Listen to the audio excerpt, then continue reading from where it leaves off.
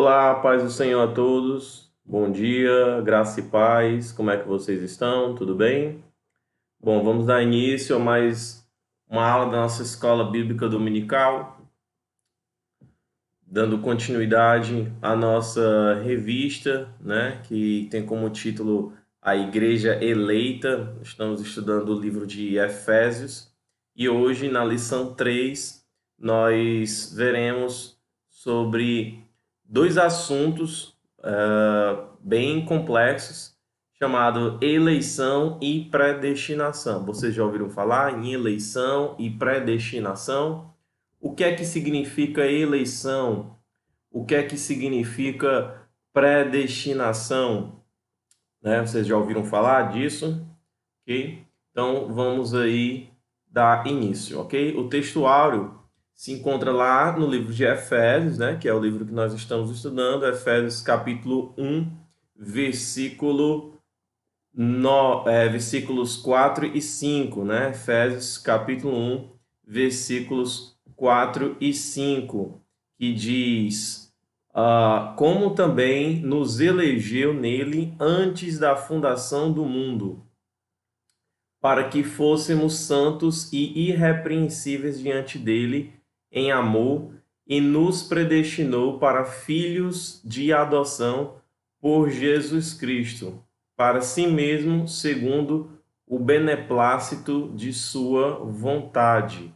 Efésios capítulo 1, versículos 4 e 5. E a leitura bíblica em classe, né, se encontra exatamente no livro de Efésios, capítulo 1, dos versículos 4 até o versículo 12. Então eu peço aí que você abra sua Bíblia no livro de Efésios, capítulo 1, a partir do versículo 4, ok? Está todo mundo me ouvindo bem? Meu áudio está bom? Deixa eu ver o que vocês pronunciarem no,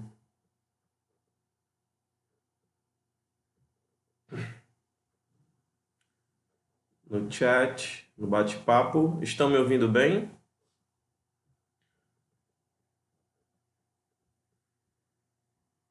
Ninguém está respondendo. Ok, vamos dar continuidade, né? Ninguém está reclamando do áudio. Então vamos lá. Bom, Efésios capítulo 4. Efésios capítulo 4. Efésios capítulo 1, desculpa. Efésios capítulo 1, a partir do versículo 4. Ok? A partir do versículo 4. Diz assim: como também nos elegeu nele antes da fundação do mundo, para sermos santos e irrepreensíveis diante dele em amor, e nos predestinou para filhos de adoção por Jesus Cristo para si mesmo, segundo o beneplácito de sua vontade, para louvor e glória da sua graça, pela qual nos fez agradáveis a si no amado, em quem temos a redenção pelo seu sangue, a remissão das ofensas, segundo as riquezas da sua graça, que ele tornou abundante para conosco em toda a sabedoria e prudência, descobrindo-nos o mistério da sua vontade, segundo o seu beneplácito que propusera em si mesmo, de tornar a congregar em Cristo todas as coisas na dispensação da plenitude dos tempos, tanto as que estão nos céus como as que estão na terra. Versículo 11. Nele digo, em quem também fomos feitos herança, havendo sido predestinados conforme o propósito daquele que fez todas as coisas, segundo o conselho da sua vontade, com o fim de sermos para louvor da sua glória, nós, os que primeiro esperamos em Cristo. Ok? Então, a eleição e a predestinação são termos importantes na compreensão da doutrina da salvação, né? Esses vocábulos ligados entre si elucidam um plano divino de salvar os pecadores, né? Nessa lição, abordaremos os conceitos bíblicos referentes à eleição e à predestinação. Bom, então vamos aí para o primeiro ponto, né? Eleitos para uma vida santa e irrepreensível. A dádiva da eleição precede a nossa existência, né? Antes da gente mesmo existir, nós fomos eleitos, né? Antes da fundação do mundo. Deus planejou salvar e capacitar para uma vida de santidade os que ele elegeu de antemão. A eleição divina, né? Eleição traz a ideia de escolha. Aos Efésios, no versículo 4 do capítulo 1, né, que está na nossa leitura bíblica de hoje, fala assim como nos escolheu nele, antes da fundação do mundo, para sermos santos e irrepreensíveis perante ele e em amor, né? Então, a eleição é um conceito bíblico, né? A Bíblia fala sobre a eleição, sobre essa escolha, né, que Deus fez antes da fundação do mundo. Paulo menciona três aspectos dessa escolha, né, nesse versículo 4 de Efésios 1. Em quem fomos escolhidos? Você pode responder, né? Em quem fomos escolhidos? O próprio versículo responde: em Jesus, né? Fala que nele, né?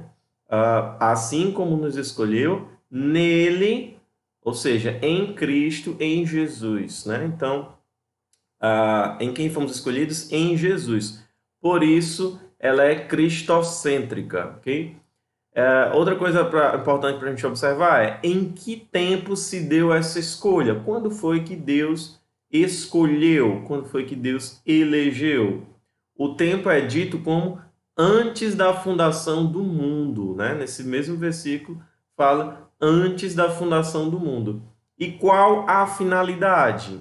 Para que fôssemos santos e irrepreensíveis, ok? Então esse versículo 4, olha quanta coisa importante a gente encontra somente nesse versículo 4 de Efésios, capítulo 1, ok? As condições da eleição, né? Mas, Flávio, o professor, por que ele escolheu, o que é que levou Deus a escolher essas pessoas, né? Bom, existem dois grupos de teólogos, né, que pensam de formas diferentes quanto a essa questão da eleição, né? Os dois grupos defendem que existe essa eleição, a Bíblia fala sobre isso, né? Não somente nesse versículo, mas existem outros versículos que também falam a respeito da eleição, mas existem dois grupos, duas correntes teológicas, né, que eles divergem quanto à eleição, né? Existem os arminianos e os calvinistas, né? A Bíblia de Estudo Pentecostal, que segue a teologia arminiana, ela ensina que a eleição para a salvação em Cristo é oferecida a todos, né? Todas as pessoas. E torna-se uma realidade para cada pessoa de acordo com o seu prévio arrependimento e fé, ok? Já para os calvinistas, a salvação está disponível apenas para alguns, para os eleitos, ok? E aí, mas eu não sei quem são os eleitos, eu não sei quem vai se converter, mas Deus sabe, ok? E se a pessoa se converteu, é porque ela é um eleito, ok? No entanto, tanto arminianos quanto calvinistas concordam que a salvação não é meritória, né? É pela graça, né? Desse modo, fomos eleitos por iniciativa divina por causa da graciosa obra de Cristo e não pelas nossas obras. É o que fala no livro de Efésios, capítulo 2, versículos 8 e 9. Porque pela graça sois salvos mediante a fé.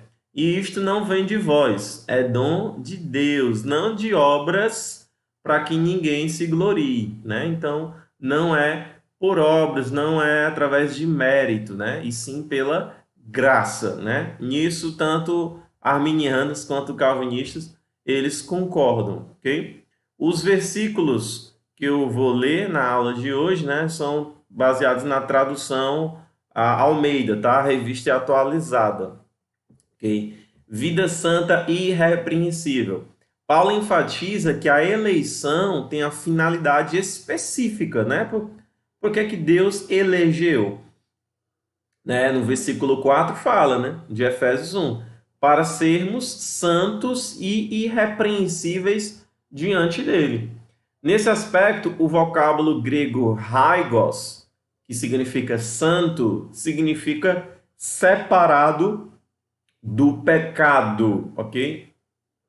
A gente pode ver lá em 1 Pedro, né, na primeira carta do apóstolo Pedro, no capítulo 1, versículos 15 e 16, quando ele fala assim, ó, pelo contrário, segundo é santo aquele que vos chamou, tornai-vos santos, também vós mesmos, em todo o vosso procedimento, porque escrito está, sede santos, porque eu sou santo, né? Então, a ideia, né, da palavra santo, aí no original hagios, a ideia é ser separado, né? Então, separado do pecado. O adjetivo grego amomos, né, significa irrepreensível, expressa a ideia de algo sem defeito ou inculpável. A gente pode ver lá em Filipenses, capítulo 2, versículo 15, quando diz assim, para que vos torneis irrepreensíveis, né? Inculpáveis, sem defeitos e sinceros, filhos de Deus, inculpáveis no meio de uma geração pervertida e corrupta, na qual resplandeceis como luzeiros no mundo, ok?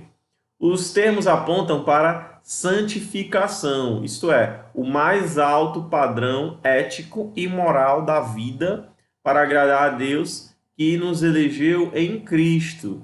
Interessante que lá no capítulo 5 de Efésios, o apóstolo Paulo, ele fala, né, exatamente sobre isso, né, sobre a nossa conduta, como a nossa conduta deve ser santa, né, ela deve ser separada do pecado. Efésios capítulo 5, versículos 1 a 3, diz assim, sede, pois, imitadores de Deus como filhos amados, e andai em amor, como também Cristo nos amou e se entregou a si mesmo por nós, como oferta e sacrifício a Deus em aroma suave. Mas a impudicícia, né, a imoralidade sexual e toda sorte de impurezas ou cobiça nem sequer se nomeiem entre vós, como convém a santos. Ok? Então, o outro ponto é a nova vida dos eleitos. O tema é apresentado com exortações contra a velha conduta, tais como mentira, furto, palavras torpes, né? Palavra torpe, palavra nojenta, grosseira, que ofende, amargura, ira e cólera, né? Que a gente pode ver lá em Efésios capítulo 4, versículos 22, 25, 28, 29 e 31, né? Diz assim, Efésios capítulo 4, versículo 22, no sentido de que, quanto ao trato passado, vos despojeis do velho homem, que se corrompe segundo as concupiscências do engano. Versículo 25, por isso, deixando a mentira, fale cada um a verdade com o seu próximo, porque somos membros uns dos outros. Versículo 28 e 29. Versículos 28 e 29. Aquele que furtava, não furte mais, antes trabalhe, fazendo com as próprias mãos o que é bom, para que tenha com que acudir ao necessitado. Não saia da vossa boca nenhuma palavra torpe, e sim unicamente a que for boa para edificação, conforme a necessidade, e assim transmita graça aos que ouvem. Versículo 31. longe de vós toda amargura e cólera e ira e gritaria e blasfêmias e bem assim toda malícia. Olha o padrão, né, que o apóstolo Paulo está exortando, está encorajando para que a gente viva, né? Então a gente deve deixar para trás, né, abrir mão de todas essas condutas do passado, né? Então, e assim, se alguém está em Cristo, nova criatura é, né? Então, todas essas coisas ruins, né, essa má conduta deve ser deixado para trás, né? E nós devemos viver uma vida santa e irrepreensível. Ainda severas advertências contra a fornicação, impureza, avareza e embriaguez, né? No capítulo 5 do mesmo livro de Efésios, versículos 3, 15 e 18. Ou seja, a finalidade é apresentar a Deus uma igreja gloriosa, sem mácula, nem ruga, mas santa e irrepreensível. Capítulo 5 de Efésios, versículo 27. Não obstante, somente o Espírito Santo capacita o crente para esse novo estilo de vida, conforme a gente encontra lá em Gálatas, capítulo 5, versículos 22 a 25, né? Quando Paulo vai falar sobre o fruto do Espírito. Então, trata-se, portanto, de um processo contínuo de santificação até a glorificação final no dia de Cristo, ok? Não é uma coisa que, pronto, eu fiz um dia e pronto. Não, é um processo contínuo até a volta de Cristo ou nós partirmos depois que morrermos, ok? Então, enquanto estivermos aqui, devemos passar por esse processo de santificação, devemos estar vigilantes com a nossa vida, com o nosso proceder, buscando sempre ser santo e irrepreensível, ok? Segundo ponto, predestinados para filhos de adoção, né? A palavra predestinar mostra que o destino dos eleitos foi feito na eternidade.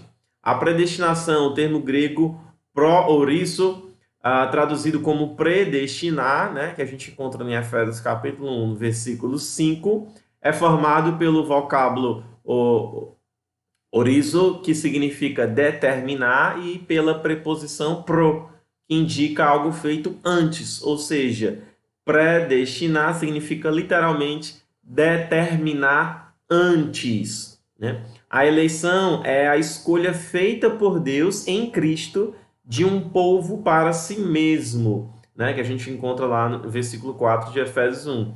E a predestinação abrange o que acontecerá ao povo escolhido por Deus, né? Conforme Efésios capítulo 1, versículo 5. Okay? A declaração de fé da Assembleia de Deus, por exemplo, ensina que a predestinação dos salvos é precedida pelo conhecimento prévio de Deus daqueles que, diante do chamamento do Evangelho, recebem a Cristo como seu Salvador pessoal e perseveram até o fim. Logo, foi vontade de Deus reconciliar os pecadores e torná-los seus filhos, né?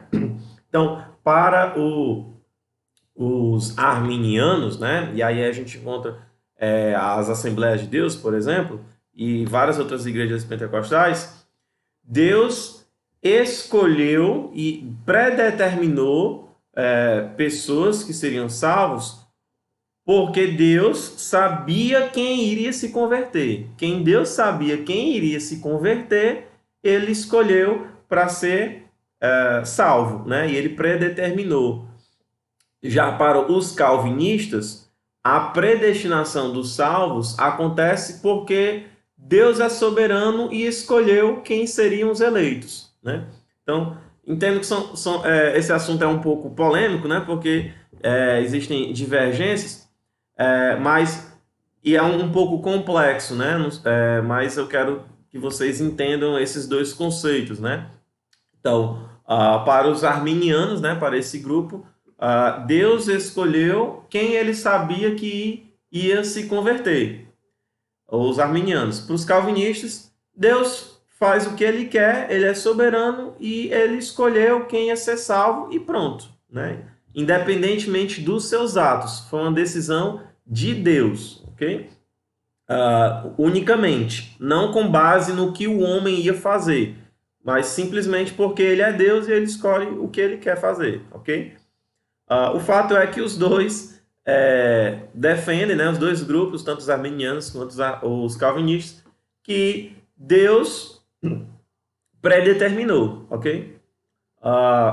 Então, como eu falei, né, os arminianos se encontram, né, em igrejas pentecostais, Assembleia de Deus, a igreja evangélica Deus é Espírito, né, assim como os calvinistas você encontra em igrejas históricas, né, igrejas batistas, igrejas bíblicas, presbiteriana, ok? Embora você encontre igreja pentecostal que seja calvinista, e você também encontra igreja, você pode encontrar a igreja histórica, né, igreja batista ou igreja presbiteriana, que seja arminiana. Então, existem esses dois grupos, né, em várias denominações, ok? Mas tradicionalmente as igrejas pentecostais, elas são arminianas e tradicionalmente as igrejas históricas, né, batista, presbiteriana, bíblica, elas são calvinistas, ok? Embora você consiga encontrar igrejas históricas que são arminianas e igrejas pentecostais que são calvinistas, ok? Então, filhos por adoção. Paulo é o único escritor do Novo Testamento que emprega o termo adoção. Olha que interessante, né? Então, dos autores do Novo Testamento, somente Paulo usa esse termo adoção, né? A gente encontra lá em Romanos, a gente encontra em Gálatas, a gente encontra aqui em Efésios. Essa prática não fazia parte do sistema legal judaico, né, segundo o autor aqui da revista, mas era comum entre os romanos e perfeitamente conhecida entre os gregos. Assim, o apóstolo enfatiza que foi agradável a Deus inserir no plano da salvação a adoção dos eleitos como filhos segundo o beneplácito da sua vontade, né? Aula passada nós vimos sobre esse beneplácito, né? Que é o que dá prazer, né? Então, o que satisfaz, né, a vontade de Deus, ok? Ele ainda assinala que o amor foi o que moveu o Pai a nos adotar, né? Efésios capítulo 2, versículos 4 e 5.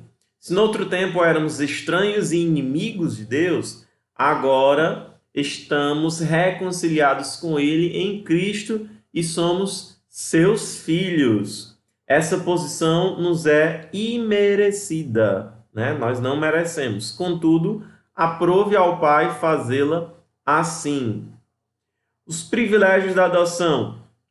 Deus criou o ser humano para estar em comunhão com Ele, mas o pecado rompeu com essa dádiva, né? Isso é o que a gente encontra lá no livro de Gênesis, ok? Então, Deus criou o homem, né? Está lá em Gênesis, capítulo 1, para que o homem tivesse comunhão com ele. Mas aí em Gênesis, capítulo 3, a gente tem um relato do pecado, né, da queda do homem. E isso acabou desfazendo esse relacionamento, essa intimidade, essa comunhão com Deus. Porque o pecado separa o homem de Deus.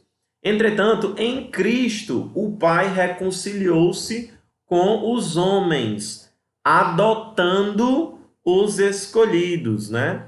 Que é o que a gente encontra no versículo 5 de Efésios 1. Nesse sentido, o apóstolo Paulo usa uma analogia da adoção na sociedade romana, em que o filho adotado recebia o direito ao nome e aos bens de quem o adotava. Igualmente, na filiação divina, né? Então é a mesma coisa quando nós nos tornamos filhos de Deus. Deus predestinou as bênçãos de um novo nome, de uma nova imagem, a imagem de Cristo, né?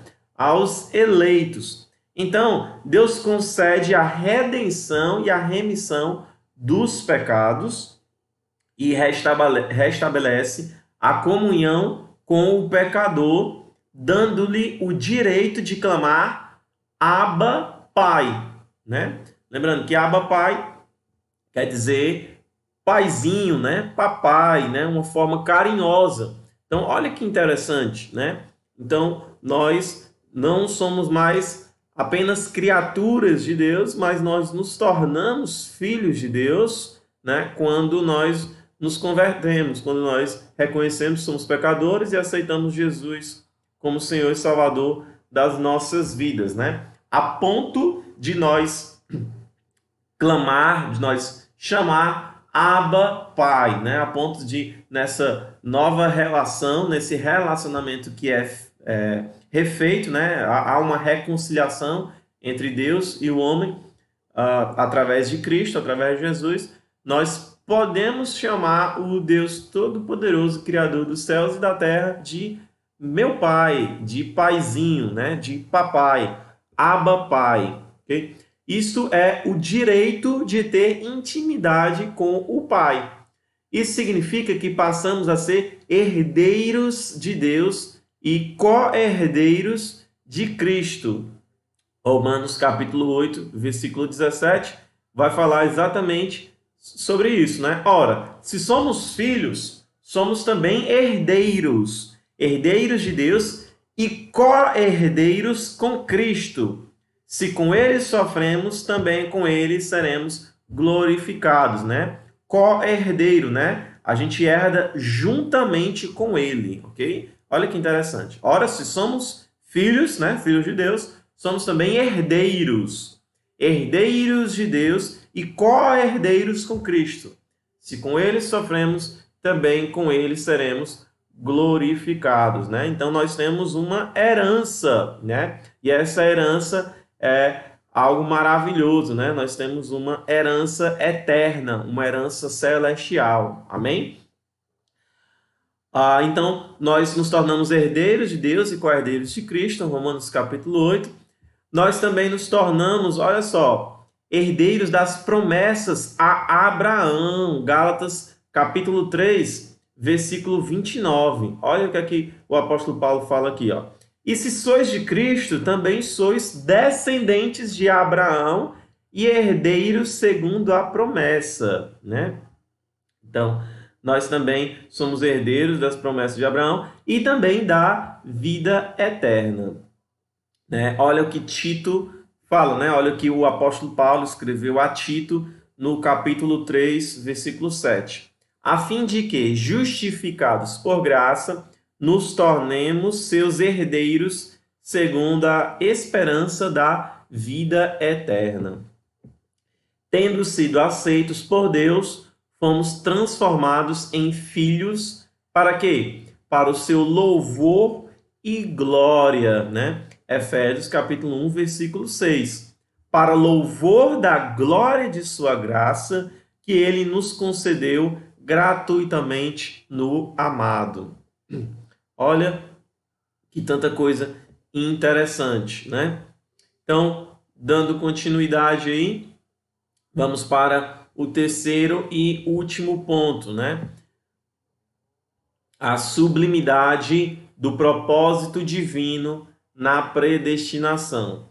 A excelência da predestinação está na provisão de bênçãos espirituais aos eleitos pela vontade divina em Cristo e por seu incalculável amor. Então, predestinação e salvação.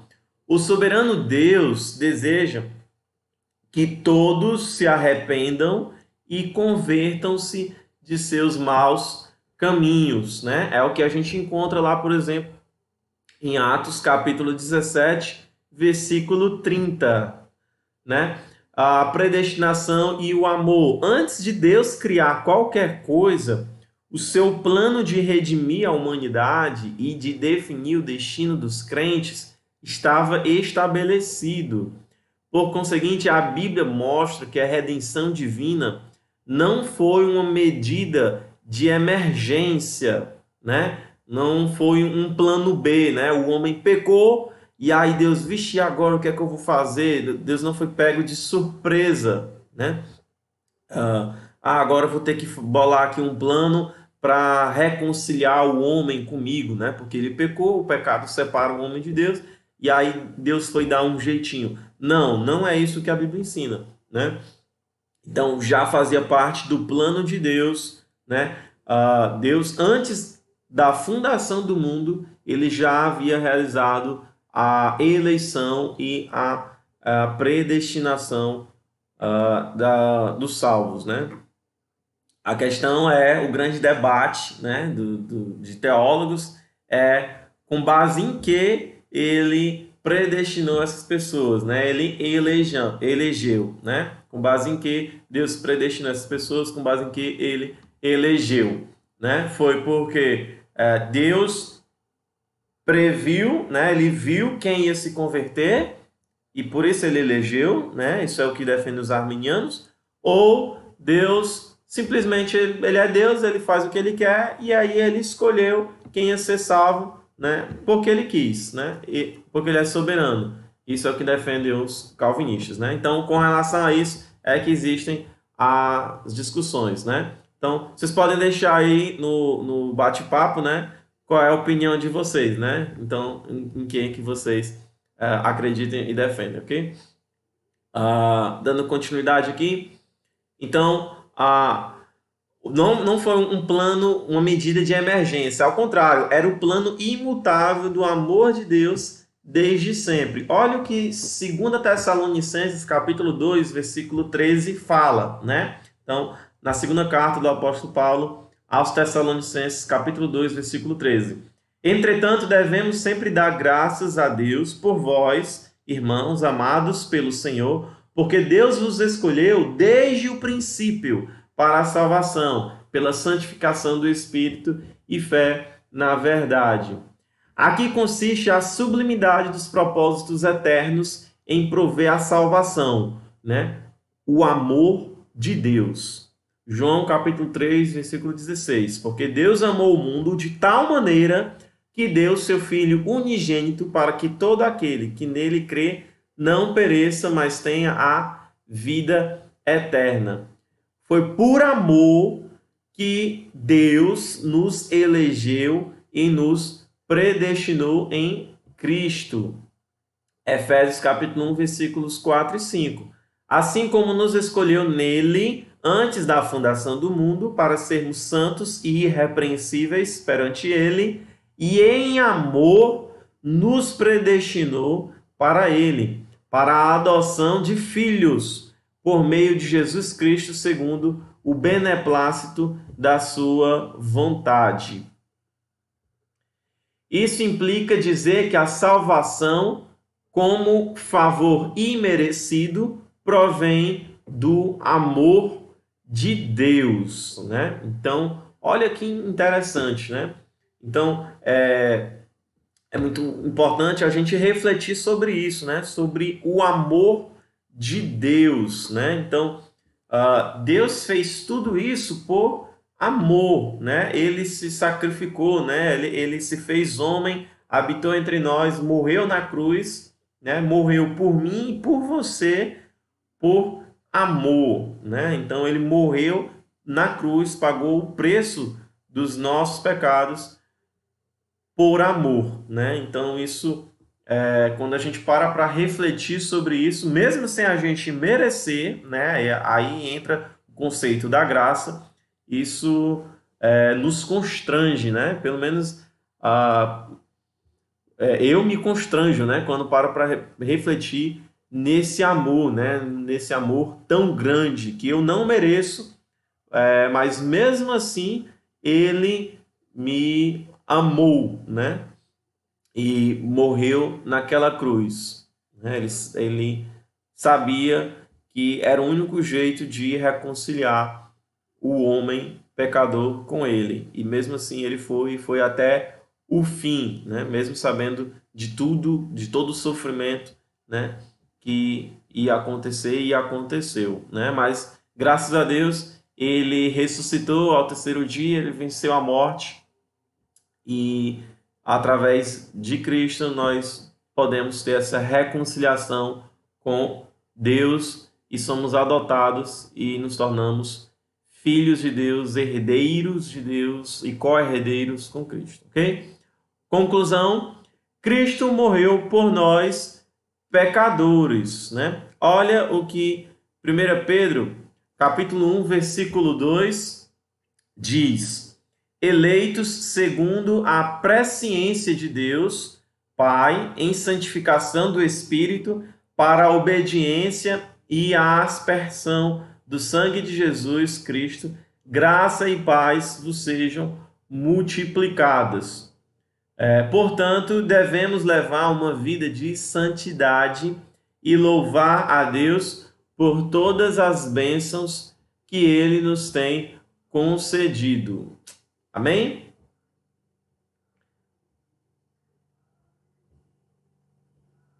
Deixa eu ver aqui o bate-papo.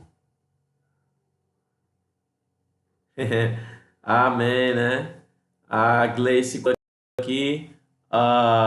O importante é crer em Jesus para ser. Não vamos nos perder nesses debates teológicos, né? Tanto arminiano como calvinista eles concordam, né, que a salvação é através de Cristo, né? É importante que o homem reconheça que ele é pecador e que ele confesse a Jesus como Senhor e Salvador da sua vida, né? Mas eu tive que trazer isso, né, aqui no debate, né, mostrar que existem esses dois pontos de vista, ok? A Érica também está aqui presente, a Erci, a Débora, Raquel, Souza, Erci, Érica, Gleice, comentaram aqui, né, no bate-papo. Amém? Então, glória a Deus. Vamos aqui só recapitular o título da lição de hoje, né? Título da lição é eleição e predestinação, ok?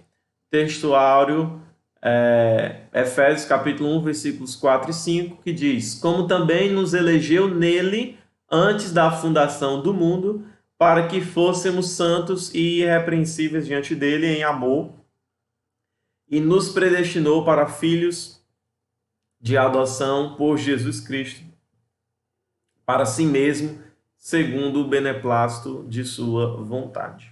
Ok? Então, a Bíblia, em diversas passagens, fala sobre a eleição e fala sobre a predestinação. Ok? Então, espero que tenha ajudado e é isso. Amém? Então, até a próxima aula. Que Deus abençoe a cada um de vocês, né? E a todos nós. Vamos orar.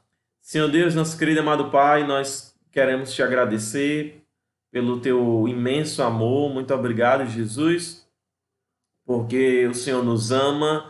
Muito obrigado, porque o Senhor nos amou ali naquela cruz, quando pagou o preço dos nossos pecados, e o Senhor continua nos amando. Muito obrigado, porque a tua palavra fala sobre eleição, fala sobre predestinação, e quando nós olhamos para as nossas vidas, nós vemos que nós não merecíamos, Senhor, nós não merecíamos esse imenso amor, nós não merecíamos a salvação, mas por tua maravilhosa graça, o Senhor nos elegeu, o Senhor nos predestinou, o Senhor nos adotou como filhos, e diante de tudo isso, Senhor, nós queremos ter vidas diferentes, nós queremos ter uma vida santa, uma vida irrepreensível, Senhor. Nos ajuda a viver como novas criaturas, como teus filhos, em nome de Jesus, Senhor, que a gente possa estar vivendo uma vida longe do pecado, ó Senhor, uma vida em santidade e em pureza. Em nome de Jesus, nos ajuda a te glorificar através das nossas vidas, Senhor. Em nome de Jesus, amém. Amém? Então, glória a Deus, que Deus abençoe a todos nós e até a próxima.